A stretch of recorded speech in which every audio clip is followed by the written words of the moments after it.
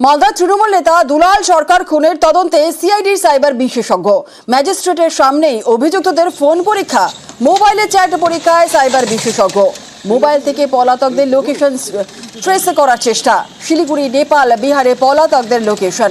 উত্তরপ্রদেশের লোকেশনেও কাউন্সিলর খুনে অভিযুক্তরা। একাধিক লোকেশন বদলে গোয়েন্দাদের বিভ্রান্ত করার চেষ্টা।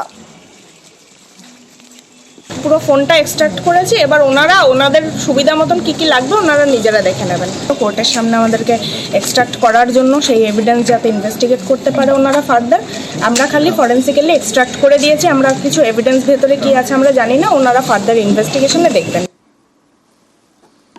আসি পরবর্তী খবরে। স্কুলের কল খুললেই গোলাপি জল। আরামবাগের প্রাইমারি স্কুলে জল আতঙ্ক। সন্তানদের স্কুলে পাঠাতে চাইছেন না অভিভাবকরা। পদক্ষেপের আশ্বাস পঞ্চায়েত প্রধানের। এটা প্রাইমারি স্কুলের জলের ট্যাঙ্ক। ট্যাঙ্কের নিচে গোলাপি রঙের স্তর। এই জল খেলেই বিপদ, তাই আটকানো হয়েছে কলের মুখ। হুগলির আরামবাগ, এখানকার গৌরহাটি 1 নম্বর গ্রাম পঞ্চায়েত এলাকায় ডিহিবাগান প্রাইমারি স্কুল। পড়ুয়া প্রায় 100। এমন একটি স্কুলে বৃহস্পতিবার থেকে বিপত্তি। পড়ুয়াদের দাবি স্কুলের কল খুললেই পড়ছিল গোলাপি জল। বিষয়টি তারা শিক্ষকদের জানায়। দেখা যায় স্কুলে জলের ট্যাঙ্কে গোলাপি রঙের স্তর। খবর যায় অভিভাবকদের কাছে, আতঙ্ক ছড়ায়। সন্তানদের বাড়ি নিয়ে যান অভিভাবকরা।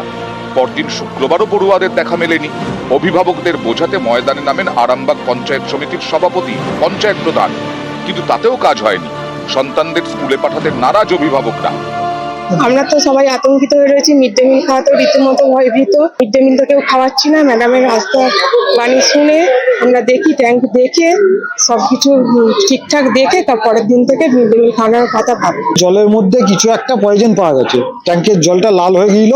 জলের মধ্যে কি কে পাইল করেছে সেটা তো আমরা জানিনি। সেই ভয়েতে আমরা ছাত্রছাত্রীদেরকে স্কুলে পাঠাচ্ছি। স্কুলের মিড ডে মিলে রান্না হচ্ছে, জল আনা হচ্ছে বাইরে থেকে, কিন্তু তাতেও ভয় কাটছে না। মিড ডে মিলেও আপত্তি অভিভাবকদের। গার্জেনদের একটা আতঙ্ক, তারা বাচ্চাদের পাঠায়নি, যে বাচ্চাদের একটা তো নিরাপত্তার অভাব তারা বোধ করছে। এখন যদি না খাওয়ান ওনারা, রান্না বাধ্য আমাদের ফেলে দিতেই হবে। ট্যাঙ্কটা চেঞ্জ করে দিচ্ছি, ওটা ট্যাঙ্কটা দেরি করবো না, ছাদে তুলে দিচ্ছি আজকেই। ওই ট্যাঙ্ক থেকে জল নেবে না, নতুন ট্যাঙ্ক বসিয়ে দিচ্ছি যাতে ওদের অসুবিধা না হয়। আর দ্বিতীয়ত যে কলটা যেটা বলছে সাবমার্সিবল, ওটা যত তাড়াতাড়ি পারবো ওটা করার চেষ্টা করবো। আরামবাগ থেকে শুভদীপ ঘোষ, নিউজ 18 বাংলা।